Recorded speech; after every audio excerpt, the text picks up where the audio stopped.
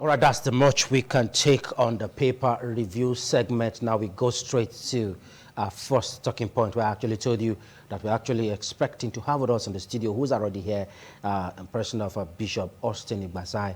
He's a clergyman, he's a civil rights activist, and he's someone that has been speaking for those that are voiceless. We have him lend his voice and give us insight into the insecurity of the nation. Good morning, Bishop. Good morning, sir.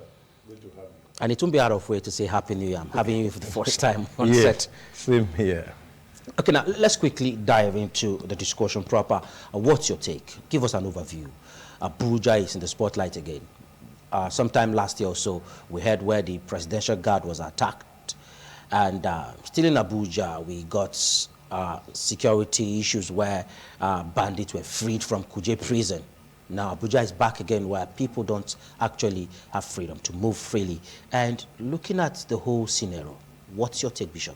Definitely we expect something of this nature, because after the Kuje break, what we expected is that one, who were in charge of the CCTV, that disconnected the CCTV, there were military officers that were attached to Kuje prison, that were removed few hours before the invasion.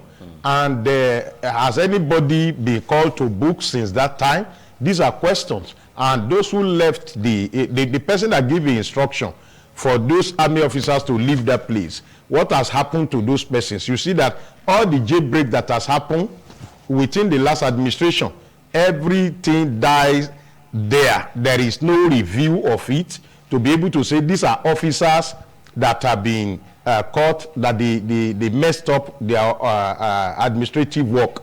So, and when that does not happen, definitely you expect that for that break to take place, it was properly planned, and there are security reports before that time, and yet all the steps that are supposed to be taken to forestall that such does not happen were not taken into consideration. And at the end of the day, after the break, what has happened? Nothing has happened. Nothing has been reviewed. The president then went to that place for spot assessment. Yes. And after the spot assessment, the report of that jailbreak, because why could jailbreak is more important than other jailbreak? Because this is the FCT. This is the seat of power. When something is wrong with the head, every other part of the system is already yeah. So coming over there and do that, and as at this time, nothing happened. That will tell you that what happened in Kuje prison is not just a baby attack. Then what has happened? Why are some persons not be called to answer questions? And those people that escaped from the jail, now you know that they will definitely regroup again, reinforced again, and come back to strike. Why is Abuja being attacked? One of the reasons is that when the bandit themselves want publicity, and when you don't do such to Federal Capital Territory, you will not get enough publicity. Enough attention. Yes, because it will show that you are really doing something. You remember in the days of Ringim that they have to go to police headquarters and blast the place, and also United Nations office. So when that happens, the attention, because the more they do this, it gives them global attention.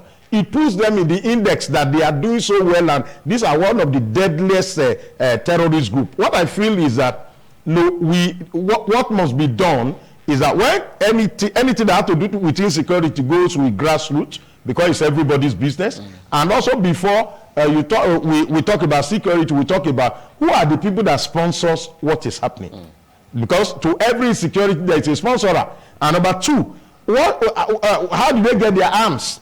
That is another thing. Number three, who are the people that are benefiting from it? Because there are people you call merchandise, that it is when there is insecurity they make much money. People that bring the arm, and a lot of people benefit from it. Now when there is peace, there are people that their business will not go on until when there is war. And so that is why the issue of Abuja is something that has brought publicity to all these pockets of troubles. And what I think is that it has to go with re-engineering, social re-engineering, and also the security experts and security chiefs must sit down to know that those who left the jail, what have we done to be able to track some of them? The people that were brought back from the jail, now what is their link? Because you must know that some of these correctional centers in the recent become another reinforcement center.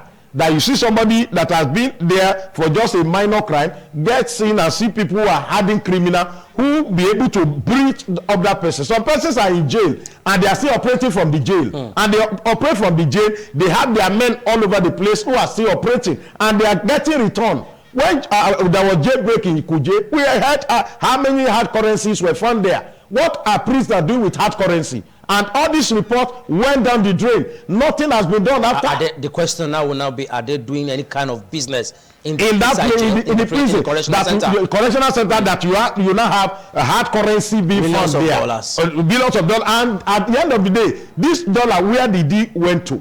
How do they track where it comes from? Because you see, there's one major thing about us in this country, that when something happens, because there are so many things that happen. When one happens, when we're supposed to deal with it, how did it happen? Why did it happen? Who are the people responsible to be able to forestall others? Other ones happen and you see that we leave that one that has happened and everybody forget about it. Nothing is done about it. Because when we talk about, okay, we talk about Boko Haram, we talk about other bandits, the question you ask yourself is that how many persons have been taken to jail? How many persons have been able to sentence? They have been able to sentence. How many persons have been able to say this is how we get our fund?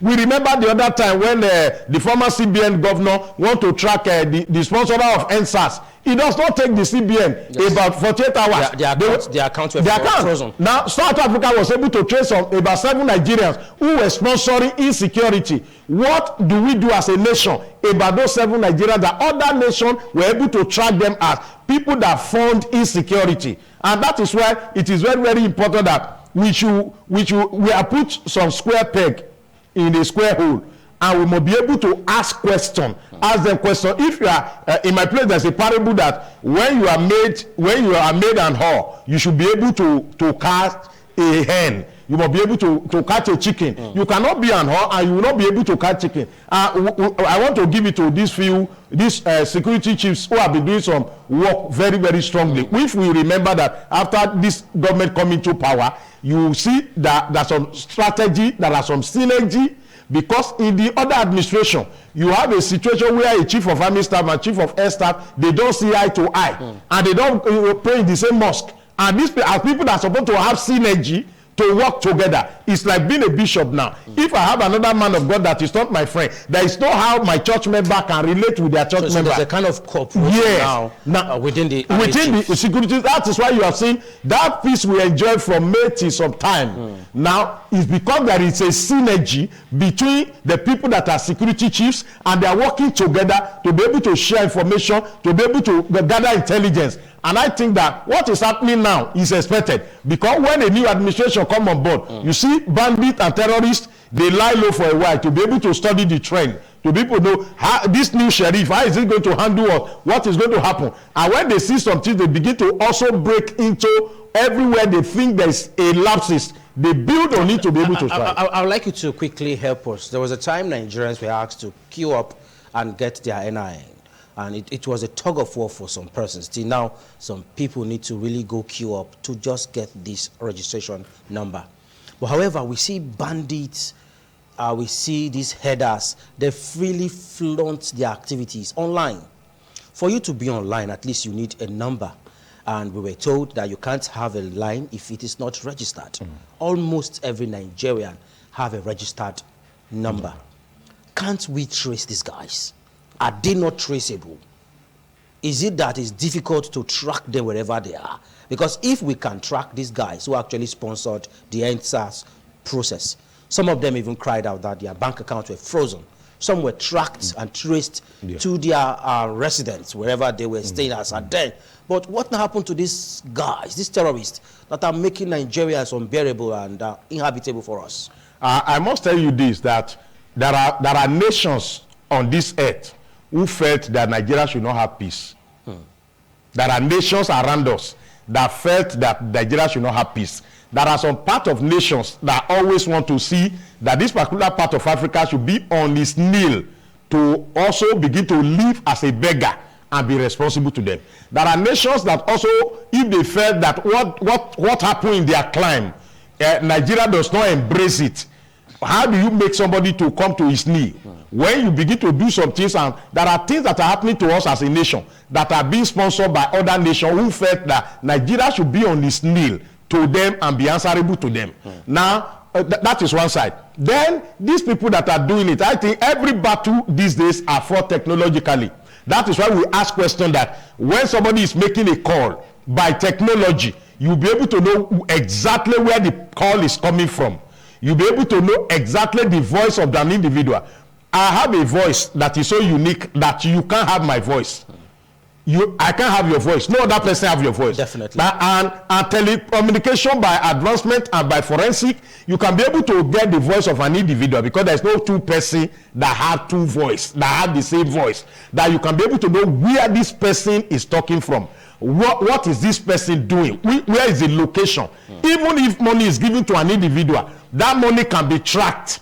If money is given to somebody, the money can be tracked to know by serial number. The recipient. Yes, to be able to know who are the recipients, how did this money fly, and all the rest of them. When the former CBN governor wife was kidnapped around Edo State here, at the end of the day, the money, the ransom, and the rest of them, the army officers that were involved in that, they were all tracked. But it is because it happened to the big man. Those who collected their shares. Yes, that were told that those guys came from Yola, from their beat to come and take their own here in Edo State. From their beat, they came over here to come and take their own loot. Now, how do they able to do it? Because it involved the Oga on top at that time. And it has to, we have to be able to track it because it involved so the they got to the roots. Yes, they got to the, so I think it is something that is very easy to do.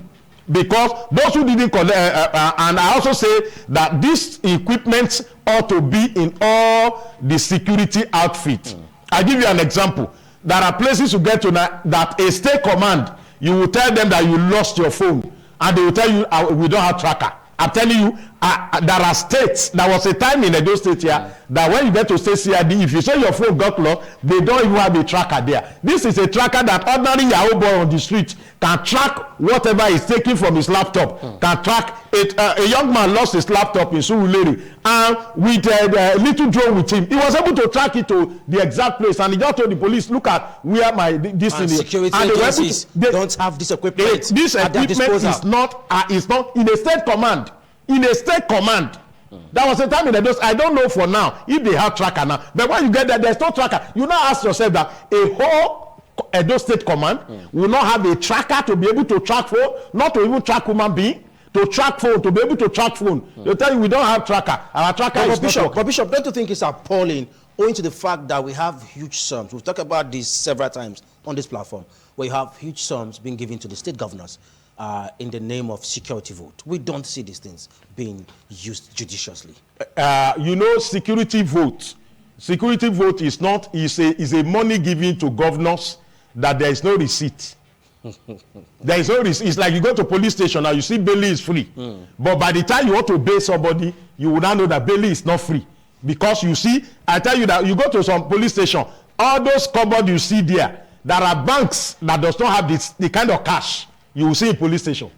In those small boxes that have a liquid cash, life cash. That you go to First Bank and they may tell you that 20,000. You go to Zenith Bank, say you can't take more than 20,000. But go to some police station, as I'm sitting down here. If you go to some police station and you ask everybody open that cupboard there, you'll be surprised of the raw cash you are seeing there. You see inside that place. Are they bankers? And they are not bankers. That is the question. I remember there was a time somebody had an issue and I got to a police station and the policeman did not know me, but the boss, the OC, know me. And the guy was telling somebody, say, how much is Oga bill? I said, there is money here. Just issue receipt for me so that I can bail the person. The person said, are you a new man? I said, I need a receipt. I can't give you money. And you know, while I was talking to the junior officer, the man, I said, oh God, please, sir, please come over here. We are releasing him to. I said, your young man is asking for money and I needed a receipt for backup. So security vote is a vote, a money given to governors that there is no receipt for it. So you don't nobody ask a governor, a sitting governor, to explain to you how much he spends security vote. And that is why it is easy to bastardize it, because you are not reporting to anybody. Even the commander-in-chief that gives you the money, you don't go back to him to tell him that, sir, this, look, out of so billion you gave to me, I spent so, this one is remaining, and the money keeps coming.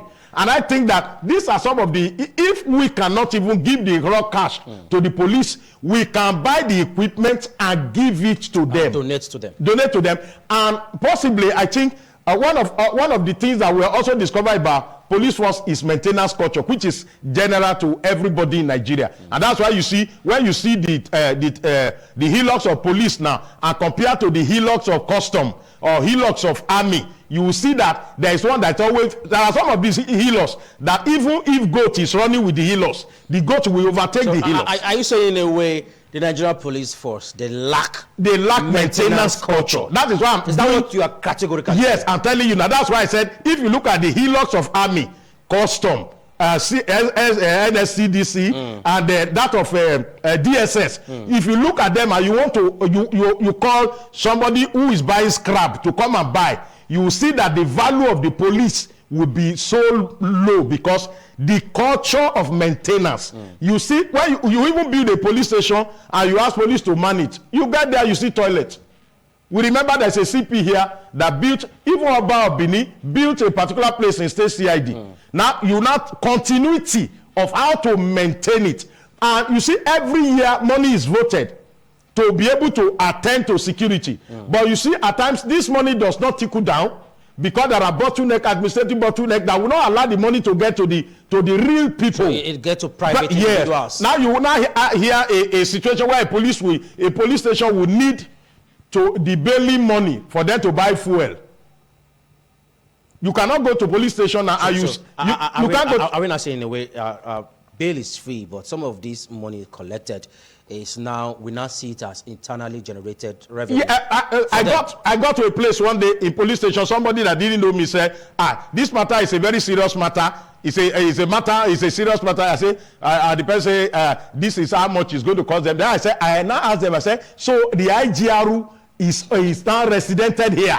I told the person, I said, that's a very good thing that you have now become an internal generated revenue organ. Now we cannot get money from here, which means from here you can generate money for the federal government. I said, and pay salary, and so you'll be self-sustainer. I said, that's a very beautiful thing. He said, are you talking? I said, that's what we're talking about. We have advocated it that when you are in the checking point, let there be no pocket for the policemen. Go to road safety, everybody. You see, every pocket is swelling. And where does this money go to? Let's take this discussion a little further. When insurgency started around early 2000 in the north, we thought it was a religious stuff. Because if you are a Christian, you live in Kaduna, you live in Jos, you live in Yola, Bauchi, you are not safe. But it has gone beyond that because even Muslims are not safe. We've seen where bandits or terrorists attack those in the mosques, they attack those that goes to church. Nobody seems to be safe. Now, as a clergy person, as someone that has been in the forefront, lending his voice to this issue, what is the root cause of insecurity in Nigeria? The root cause, if you look at the issue of Boko Haram, that had to start with Yusuf, and that matter at that time, you discover that even when that matter took place, some police were dismissed over that particular matter. When he was killed? When he was killed. Some police officers were dismissed, senior officers, area commander, and all the rest of them were dismissed. And that thing started, you know, it is just like an organ. And when you look at it also, it is religious and it is political. Okay. And you see, these people in politics decide to build up some persons and empower them. Let me not use arm them. They empower them for their own purpose. Many of these guys were abandoned as soon as they get into power. They are not funded. And because they have arms at their disposal, they began to, it's like a man that brought lion to be tamed at home as a domestic animal. And after the lion become hungry, he is not more looking at his boss, he's using his boss' children to eat. That is what the original purpose is, to establish themselves. Whenever you need these guys to go back to them. But it becomes an organ that people also go as far as going to other nations to bring people in because of the porosity of our border, to be able to fund their own agenda. You remember there's a young man among the bandits that day that they were looking for, only to be found at a governor's lodge in Abuja. Governor's lodge in Abuja. And nothing was done up to today. Kabiru Sokoto, nothing happened till today over that matter. Now that tells you that A madman that is using Proma's phone, 14 Proma's phone, Abi, that when a madman is using it, you will know that that man is not a madman, that is only fronting for somebody, working for somebody. And that is why if we want to deal with insecurity, there is no how you can exempt the politician. We must look at how it started. Who were the founders? Who are the people that brought these people on board? Now we must be able to ask them questions. But you see that at the end of the day, even those who are commander-in-chief then, they went back to romance.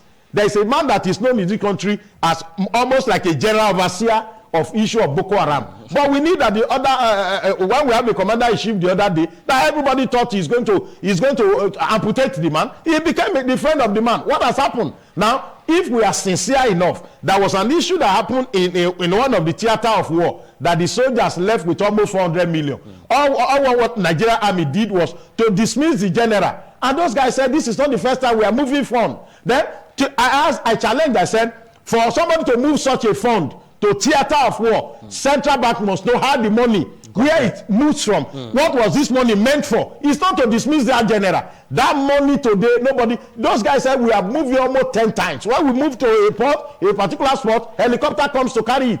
We have seen situation in the other government where people in their farm see helicopter coming to come and give food to bandits. How does helicopter enter our airspace without being given clearance? How do you explain that one? Now, that tells you that this thing is rooted, is deeply rooted, and some people felt that there's a connections between those in power, those in authority, politicians, and people in security. Yes, that if we are going to deal with it, we must make sure we are able to track these people and bring them for questioning. But we have a nation where some persons are bigger than institution, that you cannot invite them, you cannot ask them questions. And it takes courage from anybody who is in position of authority, either as a governor or commander-in-chief, to be able to hold some persons and ask them pertinent questions, put them behind the bar, and they were able to vomit whatever they know. Because all this fun, the arms that come in, we have means by which we can track them. What has happened? What has happened that we are not able with our NIN? Look at the challenge of NIN as I'm talking to you. Go to Akpakpava. You will see that people still go there like night vigil. You go there and go and sleep over. You get there by 6 a.m. You meet over 100 persons. Over 100 people. It's like night vigil. People, of course, that is where we get visa now. It's like a visa spot now. Now, you see, these are things that we can do easily. But some people have decided that things will not be easy. That is why I need to praise like the Minister of Interior. We know what it takes to get passport. Even when we have a printing press in immigration here, commissioned by former Minister of Interior, yet you cannot get your passport. Yes, so Rauf came here to come and open it up. Yet after that, you cannot get your passport. What has happened? Now you see that somebody came, because it is about leadership. And the guy came and today they send you text message that your passport is ready. You can come and get it under 24 hours. What is the magic that the young man did that has changed this? Leaders. People after having printing press, you see, do you know how many people in the name of doing passport, they said they are taking it to local job for scanning and they die on the road. Yeah. They had serious. Yes, there was a time I had to do passport for my wife. The job renewal. We had to go to Yanagua. When we were coming back, something happened to my car that took almost 300,000 just because of passport. Now you can see that it is about leadership. We see a sincere leadership coming in, and that's why you see a lot of trouble for the man. Because those who are passport racketeers and contractors, those who are eating from that, yes, and they saw that somebody has come to close our mouth. So also is insecurity. There are people that feed on insecurity. A man that said gun that is not licensed by the government, a man that sells bullet, is he going to sell it to a church member? Is he going to sell it to the mosque? He's going to give it to people who will use it. The man who import tramadol and do all those kind of things, these are people that who are into drugs, who are into narcotic. They want to make money from there, and that is why you see all these things are happening. There is nobody. If you bring a commissioner of police to Edo State today, if he resume by 12 noon, by 3 o'clock, he will have been able to know all the wicked people in Edo State. They'll pay him a custody visa. It is a must. Even if you are a DPO, you are transferred from Ugbawo to Ekiadolo within 24 hours. Both informant and all the terrible people, the people that say Indian that say everybody come to pay. So will they identify themselves as these persons? You see, my brother, when somebody in my place, they say when a woman deliver, you will say carry your waist near fire. But you know you are not talking of waist. You are talking of where she used to give birth to the child. That's where she's going to use to sit on fire. But when you are talking it, you will not say go and put your so-so place on fire. You say carry your waist near fire. That is, you are making idiomatic expression. Now, as far as we are concerned in this country, as we are talking about police now, there are policemen that even if you put gun on their head, they will not take bribe. Definitely. As we are talking today, there are NDA. Look at those guys that bought the tramadol something in Ikoyi. They were offered 1 trillion, and they said we don't care. We are after the peace of our nation. The ones that busted the fake drink producers. Yeah. So there are still. So well, as I'm talking now, we are not talking about everybody is bad. We have fantastic officer. We have an officer in Edo State here that during election, one of the sitting governor that time offered the man 100 million. The man said, "Sir, what is it meant for?" He said to mobilize your boys. And he replied, he told the governor, said, "Sir, federal government has mobilized us for this election."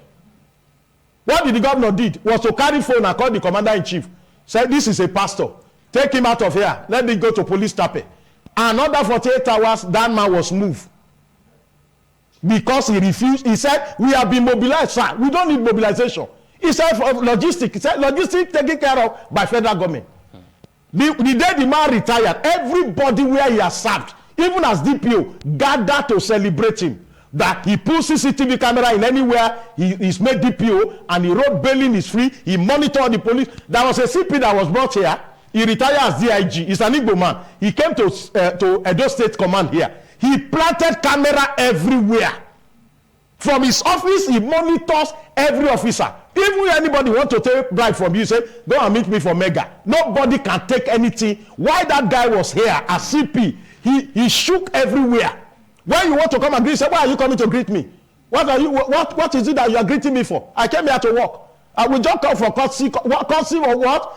Go and face your." Even when DPO want to come and greet him, sir, we come to greet you. Say, "What are you doing here? Why don't you be in your station to mind your station? You are coming to greet me for what?" But it seems we don't have such persons in our nations again. We have them. The issue is that in a place of leadership, many people, some of us, when that guy was moved from Edo State, he served in Osun State, all of us were waiting then that even President Buhari will make that guy to be an IG. Because everywhere he has served, he has a clean record. Does not take anything from anybody. And yet such person wasn't elevated. At the end of the day, we expected even police force to celebrate that man as their own pride. Abba Kyari is not enjoying himself today. Abba Kyari go to court as if he's going to vacation.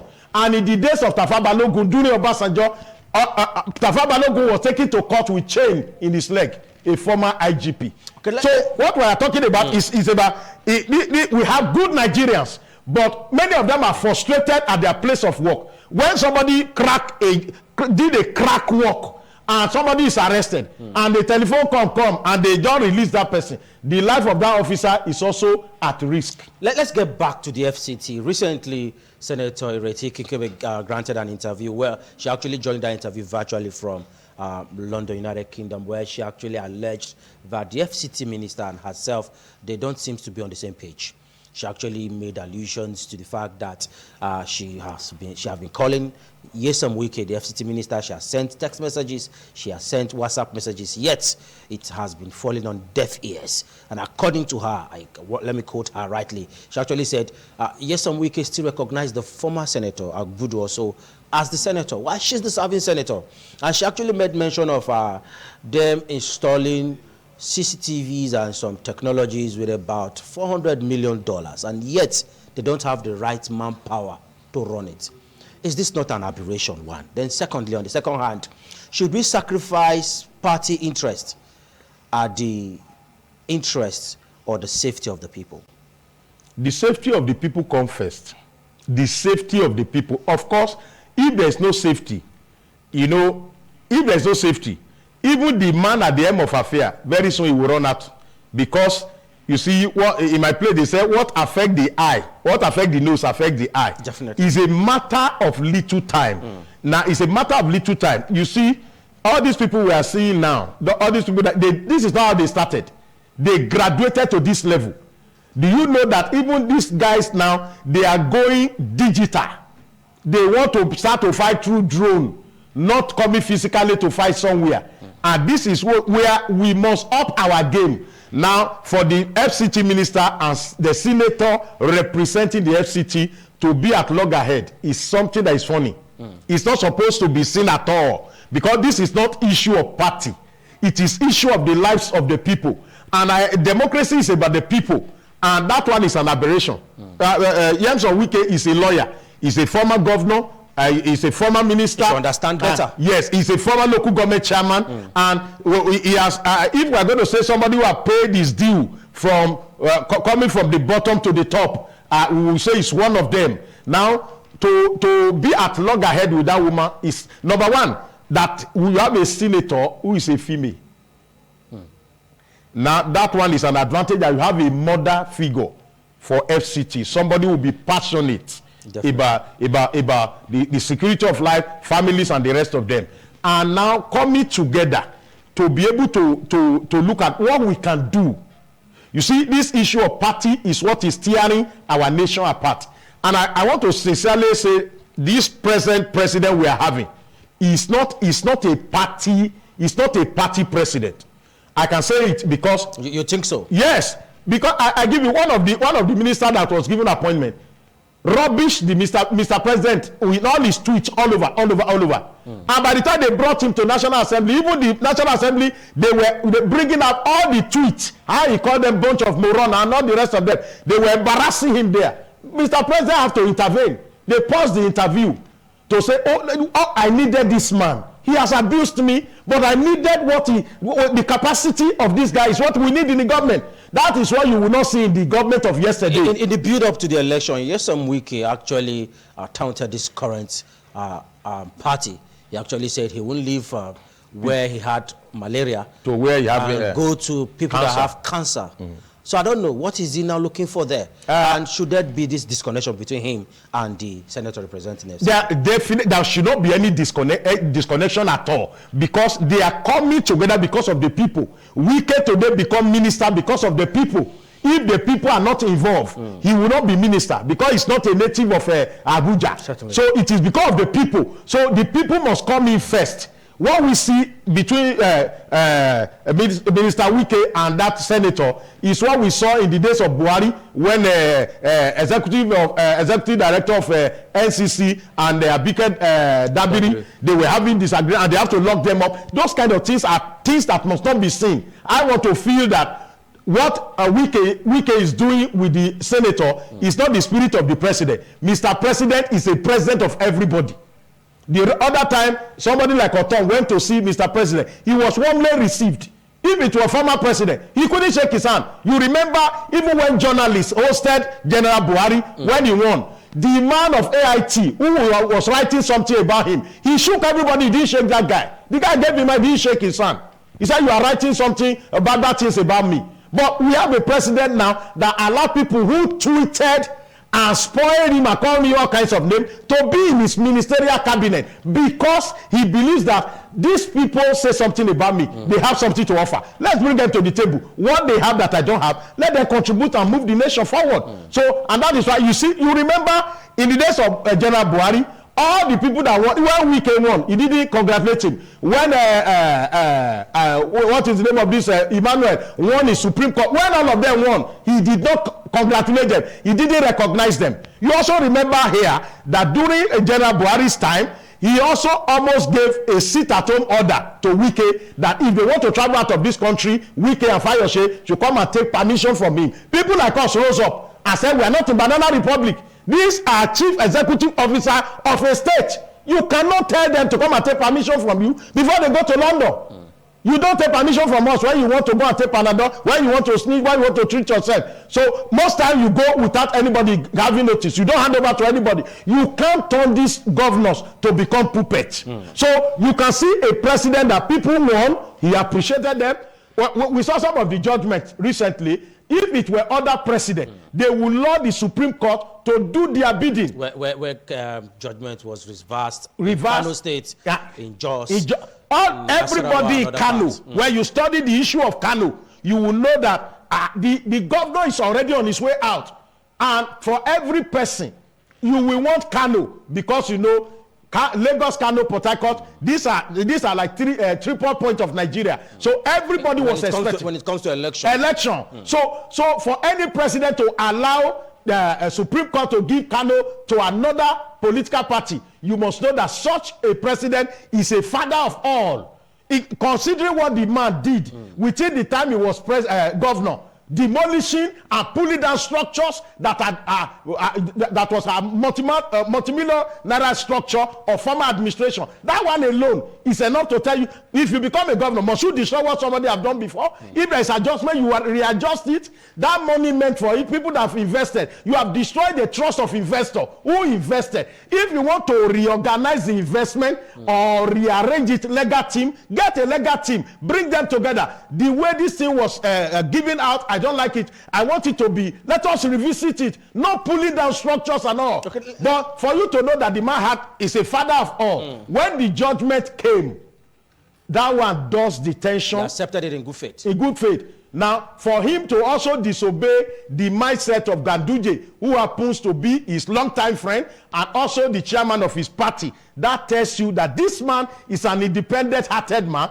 that wants everybody to come on board. Now, some pressure groups have been on the neck of the president that he should name those that are actually sponsoring insecurity in the state. They've actually told him that they are giving him a deadline. If he doesn't, they are going to do a kind of form of protest. Now, we saw how a serving minister was suspended for transferring government money into private accounts. Now, should we expect these names to come to the forefront? Or should we expect to see some kind of suspension or dismissal from the presidency if we actually have a father of all, as you have actually alleged? Yes, like I said, you will never, what we are seeing now, that within a short while, look at what the Mr. President had done with Emefiele. If it happens to be former, you still see our former president still defending Emefiele in his book. That is what, with all what happened, that is the man who was sent by God to clean corruption. That a man who bought many banks with proxy account and all, yet he still say the decision to reprint Naira is a good decision for economic development and all the rest of them. That's a story for another time. We are saying it because of our children who are at home, to be able to put side by side. And Abino is not a white man. The difference is so clear. So there's difference between Abino, because you remember that our former president told us that I'm going to name all the people that are corrupt. When we challenge them, they say we cannot name to shame anybody. Until today, it is kept secret. Now, I want you to know that as a commander-in-chief, this president is not going to leave any stone unturned. You think so? I know for sure. Because for somebody to even suspend a minister of that capacity, you know, that lady is not just an ordinary, it's somebody who contributed, who followed Mr. President bomber to bomber throughout. She was APC National Women Leader. So you will have expected Mr. President to be sympathetic about party and say, no, if I do this, it will be a wrong thing. If I do this, it will affect my party. Yet he took that bold step. He took that bold step. If you look at what the man has done for some time, that had to do with his party in power yesterday, and how he reversed some things, you will see that you are seeing a man that is going to hold, that he knows that his name will be mentioned, that party's name will not be mentioned after his tenure. So he is doing something to preserve his own name and posterity. And don't also forget that this man has been inside this system for a long time. That is not somebody you can come and bamboozle and speak one English and you go and sit down. And you say, okay, clap for him. He's a thorough person. It's not somebody who submit a note to that he will not go through it, he will just sign. It's not somebody you will just tell something, say, what is so local government? I have not heard about that. That we are doing a bridge in so place where there is no river. So it's not somebody like that. He has traveled wide, he has built relationship I believe for strong that apart from naming people, you can first of all name people before you name them. Okay. That is, you go after them. We have seen some few things that happen in Dangote refinery. Has anybody been able to look at Dangote face to face and be able to take some notable decisions from time immemorial? But we have seen a president who has sat down to rearrange some things. In some of the establishment, you see only Northern are taking over. But I tell you, as I sit down here, the department in DSS, each geopolitical zone, the man rearranged. Representatives. Now you cannot, you see a father of, not even state that didn't vote for him. Not a man who said you vote 5%, you get 5%. That's why I also laugh at people who think that they can use Mr. President's name to bamboozle people to do some things. This man is a man. If the man can look at Kano election and hands up and allow the judge to take his normal course, I can tell you, we were all here when Yaya Bello become governorship. We knew what happened in Supreme Court, how a man who was not deputy to the late man was brought in. We knew how Uzodinma became governor of his state as number 4 under one man who is a righteous man. But we have a man now who wants judges to do what is right, follow the rule of law. I'm not going to intervene. Okay. Now, don't do anything to favor me. Do everything according to the law. But still under this man that you are saying will do the right thing, security is becoming worrisome. Now, let's take it a little step further. Some persons are saying people should start defending themselves. If the government cannot provide adequate security for you, you can arm yourself, you can defend yourself, because self-defense is not against the law as they actually alleged. But do you think that's right in a way? Well, don't forget that this man inherited a cancerous insecurity. Now, coming into a system, if you look at him, there are people who are shouting out, dismiss this one, dismiss this one. The man kept some people who were in the other former government, who are still in security architecture, that he did not remove them. There are reasons for it. That it is not everybody you come on board and just flush them. There are persons that were in the yesterday government, that they were part of the problem of yesterday government, and you will need them to be a sweep or a broom for what you want to sanitize in this system. Because if everybody come on board and they are brand new, you see what he did in the FCC. So is he keeping those people because of their experience? Not only for their experience, they might be. So why does he need people from a previous government that didn't perform well? Because even the president that left actually apologized to Nigerians that he didn't do well, that they should forgive him. Why keep these people who were among an administration that failed Nigeria woefully? Why keep them in this correct? I give you an example. Give us. Honorable late Imokeme was head of service here when Comrade Adams Oshomole came into government. Now everybody thought he's going to be removed. But you know, those who are coming also need to learn some things from people that are in the system. See, I can tell you for free that many civil servants are more corrupt and stinkly richer than politicians. You think so? You think so? Our accountant general, is he a politician? Accountant general that stole 280-something billion under Buhari, today is going with Agbada up and down. Is he a politician? He's not a politician. But he was appointed into office. He's not a politician. If you have looked at his antecedent, you know that he's not a politician. He was brought into career. Now, what I'm saying is that to do that, does that man do that alone? He does not do it alone, because he had to do that with the people in the system. They are the ones that we say, okay, pension, this is how much we steal from pension. Ghost worker, this is what we do. That was why, you see, when Ambode came into power in Lagos State, because he has gone through all the rank and file of Lagos State. He knew, as an accountant, he knew the leakages. People were asking, why did this guy not borrow money and he overran the work of Fashola in 8 years, under 3 years? Because the guy is a grassroots man from local government. So when he came into power, he went to those leakages and sealed them up. From there, funds were coming, and judiciously he began to use the money and monitor it up. And that affected his career. The reason is that there are some decisions he took. I won't say it is the good work he did that affected his career. It's not the good work. That he took some decisions that were not good decisions. But he took it maybe because he's a young man and he want to. There are things that you can't say you are a governor without a party. every governor comes from a party. Do you know there are things that you can do for your party men that are not corruption? They are not corruption. Now, if you make me, let me say, like settling them. Now, no, it's not even settlement. Appointments. Now, it's not even appointment. Giving them contracts. No, what I'm saying is that as I'm sitting here, let's say you make me governor of Kogi State. Let me not give an example of this. You make me governor of Kogi State now, and everybody in my party that I know they are stakeholder, I call them, I say, come over.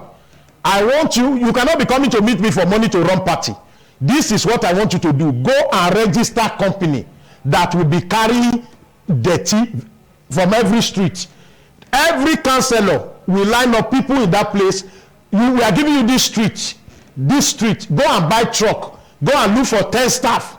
Register your company. We are going to give you that job. Then you levy the people you are taking the waste from them. Go and dispose it in so place. We are giving you upper hand. We approve. Then you pay your tax to me. When I empower those people, even the area boys will be among the people that will sit in the truck to carry the refuse.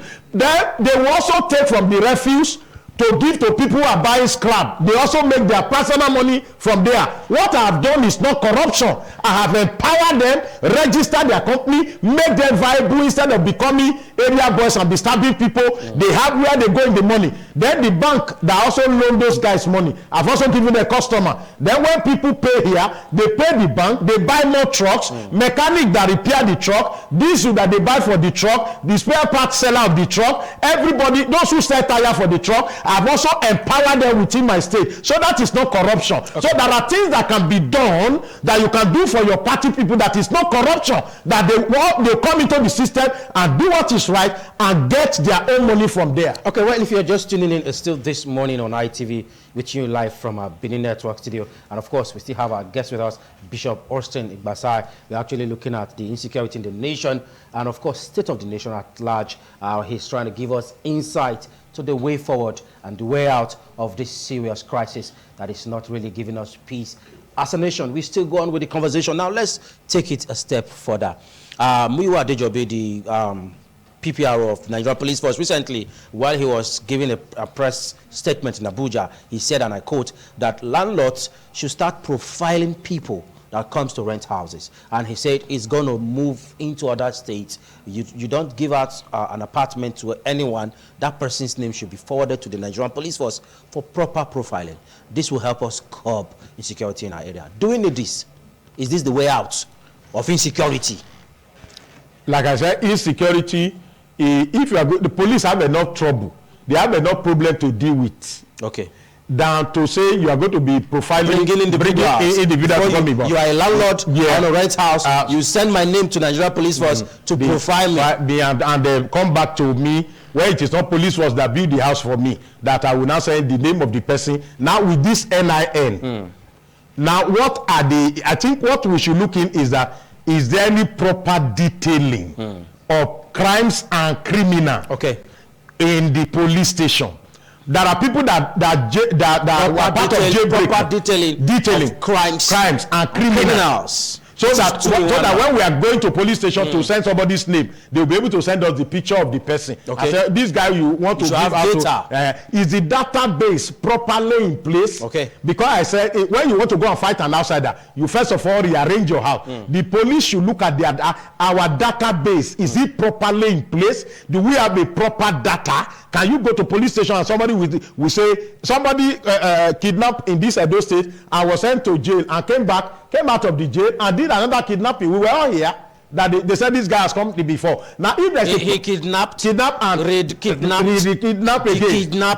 returned again. So and nothing happened. Nothing happened. So there are people that have gone for life jail now up to 3 times. There's a man in this state that have gone to life jail. He's been sentenced to life imprisonment. Life imprisonment is 3 times. 3 times. So he's a cat. And he's still alive. He's a cat now that has 9 lives. So you can see that what we are saying is that how many people left Benin prison that we have been able to track them by their phone.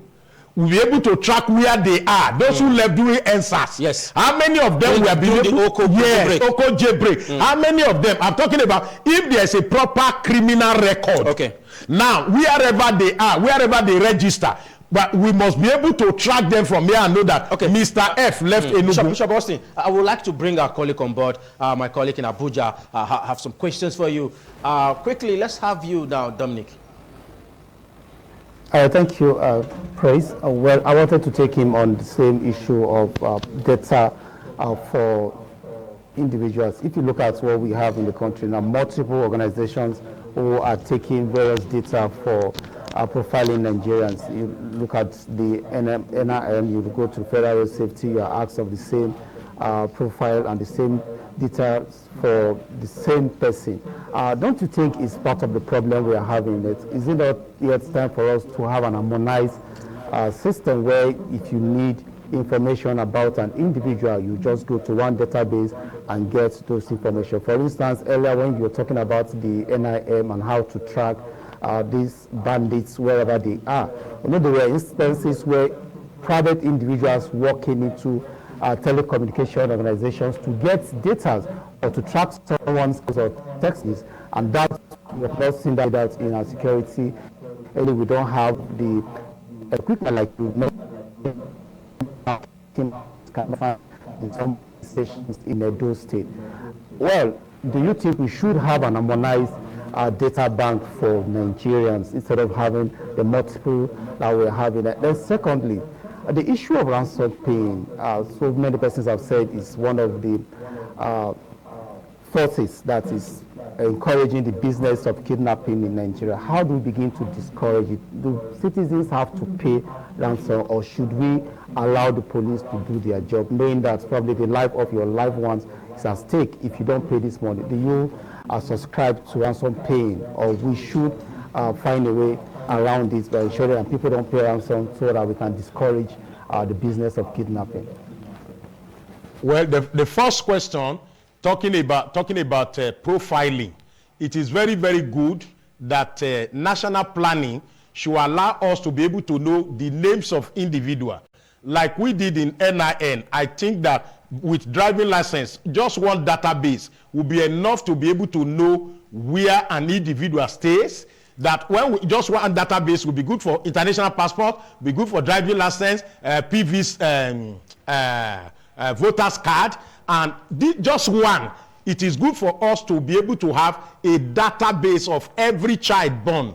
I can tell you for free that in Nigeria, we don't know the number of people that die per day, what kills them, which hospital did they die, do they die at home, how many people die today that we have death certificate for. Now, so we need a database. Is very, very important. Even within the system of civil service, there are a lot of people who are soldiers, who are police, that have died in active duty, and people are still collecting their salary up to today. But if there is a database of those who have died, that issues like that will not come up, because a man who died on active duty, they will not be collecting salary for him as a living person. So I think it is very important. I remember that during Jonathan's government, this issue of Ministry of National Planning, a man was appointed then from Kwara State to do the issue of national planning, that we should plan properly on how many people do we have as a nation, how many persons, including the fuel we are consuming today. Nobody can say exactly how many liters we are consuming as a nation, how many vehicles registered in a nation. So these are database. It goes beyond human being alone. It goes beyond. Somebody can steal a car in Benin and go to Ore and sell the car, and another person will pull a number plate, and the person will be using the car.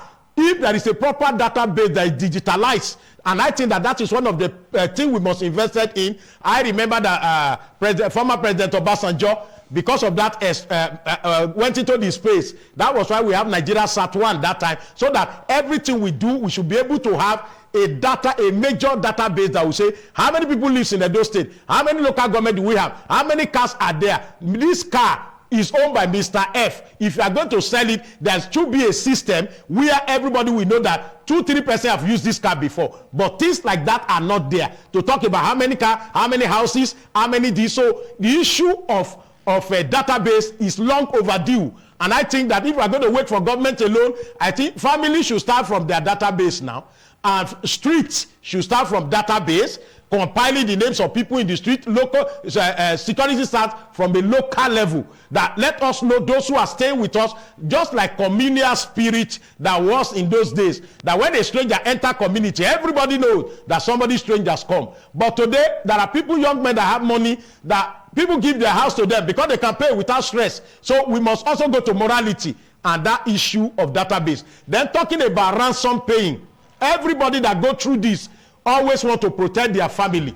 But I think that where we will allow the government to come in is that when there is a proper regulation for how much you can take from the bank, how much you can transfer from the bank, and when you are doing some transfer, we should be able to ask questions. What was the purpose of this money? Because if there is so much money made available, if you are going to transfer into the account of a kidnapper, that will be a means to trace the kidnapper. So if we regulate, if there's a regulation, I think CBN has a work to do, even more than police there. The CBN has some work to do, wherein there will be regulation on how much you can take from the bank, as a company, as an individual, how much you can collect, and there must be a proper, with this talking of database, so that we'll be able to know if you are taking a kind of money that we can ask questions, what is it that happened? Nobody will want to pay ransom and will tell a policeman that I want to pay ransom. But I think when it happens at times, security officers also encourage you, say, go and settle them. Some security agency will tell you, go and settle them. Don't wait till, if you wait for our own, you can lose your family member. So because people has lost trust in security, if there is a trust in security, people will know that if it takes 1 week, the security will bring our people from captivity and will be able to have peace of mind. Now recently we saw, though we have not independently verified this, but we actually saw it on the social media where NYC was actually advising corps members that if you are traveling, ensure you have persons that have enough money to pay ransom in case you are kidnapped. Is that not an aberration? It is.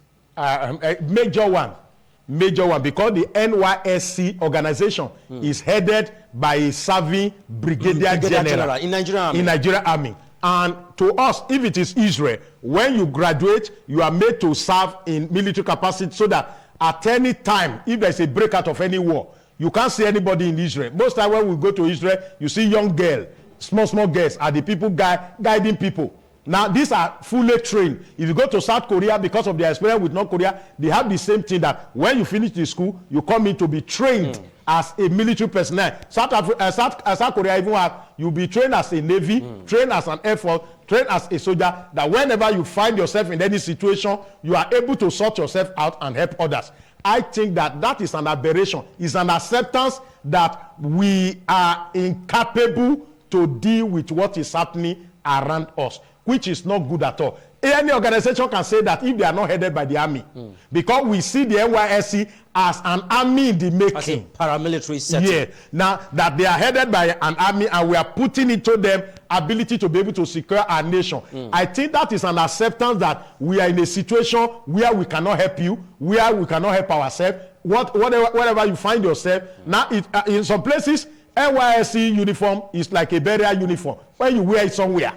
No, I'm just telling you that is what the person has said. When you wear this cloth, you travel, they carried you. Inform your family members, let them gather money in case you are kidnapped. I was going to Lagos, and there was a shootout. All of us, when we packed, the person I first of all looked after was that youth corps member that was wearing, a young lady was wearing. I told her, run into the bush, go this way, because I know that for her to travel and be wearing that uniform, it is a risk. Now, NYSC uniform is being seen as a uniform that can bring money. It's an ATM uniform. That is where our nation has gotten to, which is supposed not to be. Because those days, when you see a youth corper, you are excited. You say, corper, you serving the nation. Serving the nation. People give them Gary free, give them this. When they enter market, because they see that these are government children that are serving.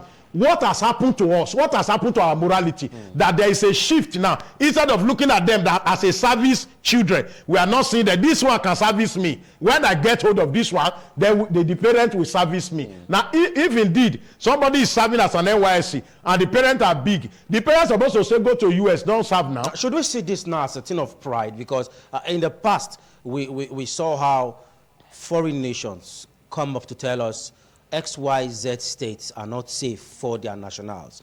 US have brought up several communiques to warn their citizens to stay off some states. Even United Kingdom, South Africa too did that some time ago. Could it be that we don't want to accept help from foreign nations? Is it that we have everything it takes to help ourselves? What is happening is that when a country is looking outside, we must look inward. How? The issue of security starts from us. Now, everybody in ITV, you know yourself. Definitely. When a stranger enters this place, everybody will know that, oh, this is a guest coming to appear, or you are looking for somebody. Within 5 minutes, everybody will know that this person is a visitor. This is not part of us. We must start from ourselves, because you see, as much as it is the job of the government to secure us, we must also do some things within ourselves to secure ourselves. Number one, people living in the same house must know themselves. We must know what they are doing. We are living in a society where somebody just bring a car, and what everybody does is to bust champagne and be jumping. Nobody is asking how you got the car. Nobody is asking question. When you want to ask question, they say, is it today? Now, is it government that will change our mindset about that one? That is one. Somebody is doing well in an office, doing fantastically well. Before you know it, they push the person out of that place because the person is doing what is right.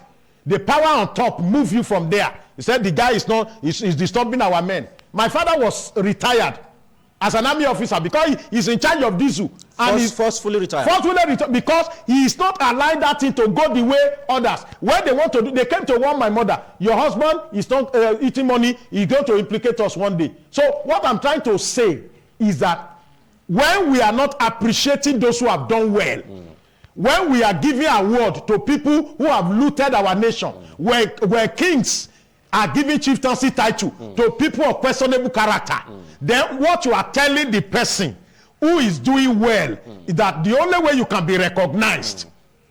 Oh, some persons are doing protests, police put tear gas. People that bust pipeline, they are eating and sitting down with people in power. They are eating and drinking wine. Then you don't want the person who is doing placard to now say, this placard, they blind my eye from there. Will I not go and join the people that have been appreciated? Now, recently, one of our students in Nigeria got a result that the whole world celebrate. The governor of his state give him laptop.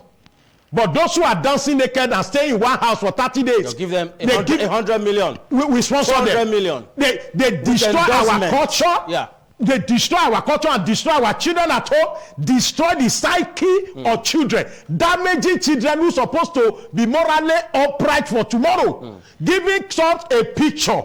They do all kinds of things that in the public, and they make people to view them. Yet, even the government have not censored them. If I talk something now against government, they will censor you, censor me. Definitely. But I will not want you to go that route. I will not be censored. Yeah, that's what I'm telling you now. But somebody can be naked. Somebody can do all kinds of things, and our children are watching, and nobody censor them. Now, is that our culture? We must return to the base that from the family. There's one guy in my village. The son bought a car and brought for him. The guy said, God forbid, go with your car. Well, Bishop, which work have you done that you are buying car for me? Bishop, I'm afraid we need to wrap up now. You should be rest assured that when it comes to critical analysis, you must give it to Bishop Austin Igbasari. Thank you so much, Bishop. It's always a delight to have you on this platform. We'd like to have you again so that we can extend the front line of this discussion. We're going to break now where Anuoluwakpo Stevens is already standing by to take us through our next segment, TMI. Show source. Just stay with us.